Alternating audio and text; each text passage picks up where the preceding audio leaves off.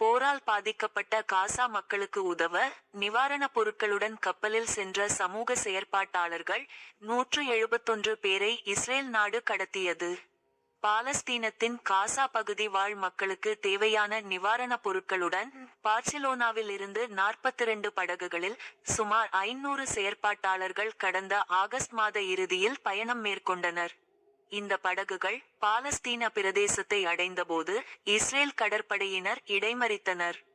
இதில் சுற்றுச்சூழல் ஆர்வலர் கிரெட்டா தன்பெர்க் பயணித்த படகும் அடங்கும். அவர்கள் அனைவரையும் இஸ்ரேலிய படையினர் சிறைப்பிடித்தனர். பல ஆர்வலர்கள் இஸ்ரேல் படைகளால் தடுப்பு காவலில் கொடுமைப்படுத்தப்பட்டதாகவும் அவமானப்படுத்தப்பட்டதாகவும் குற்றம் சாட்டியுள்ளனர். கிரெட்டாவை இஸ்ரேலிய படைகள் தலைமுடியை பிடித்து இழுத்துச் சென்று அவரை அடித்து துன்புறுத்தியதோடு இஸ்ரேலிய கொடியை முத்தமிடுமாறு வற்புறுத்தியதாக கூறப்படுகிறது. ஆனால் இந்த குற்றச்சாட்டுகளை இஸ்ரேல் வெளியுறவு அமைச்சகம் பொய் குற்றச்சாட்டு என்று திட்டவட்டமாக மறுத்துள்ளது. இந்த நிலையில் கிரெட்டா தன்பெர்க் உள்ளிட்ட 171 ஆர்வலர்கள் கிரீஸ் மற்றும் ஸ்லோவாக்கியாவுக்கு நாடு கடத்தப்பட்டுள்ளனர்.